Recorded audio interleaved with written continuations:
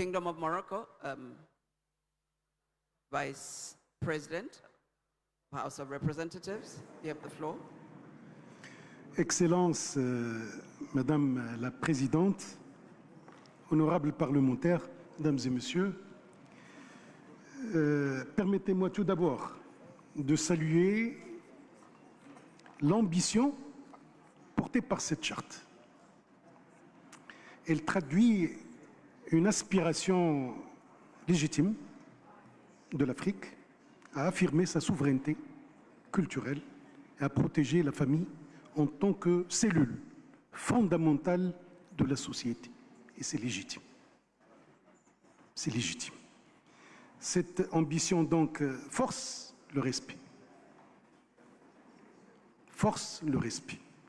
Elle répond à une attente réelle de nombreux peuples africains qui souhaitent que les choix fondamentaux de leur société soient définis par eux-mêmes,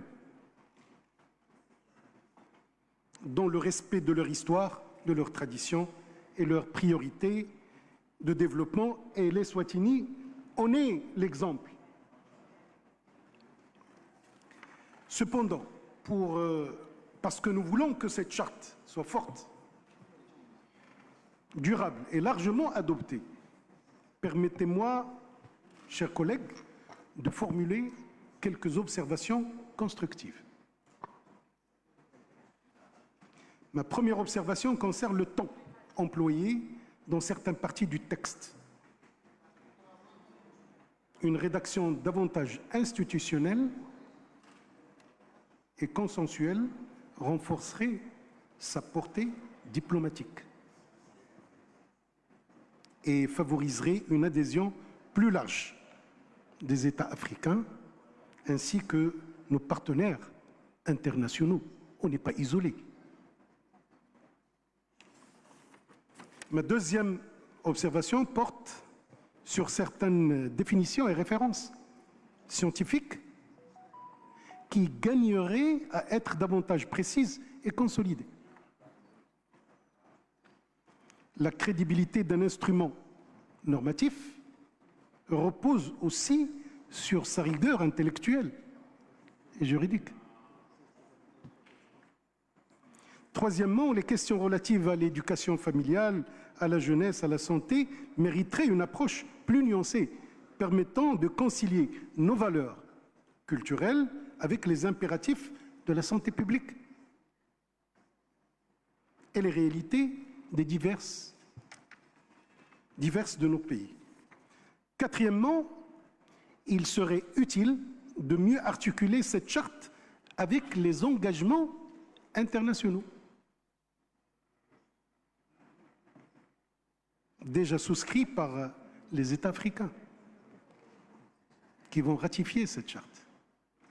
Cette cohérence juridique renforcerait sa sécurité normative et éviterait toute ambiguïté dans son application.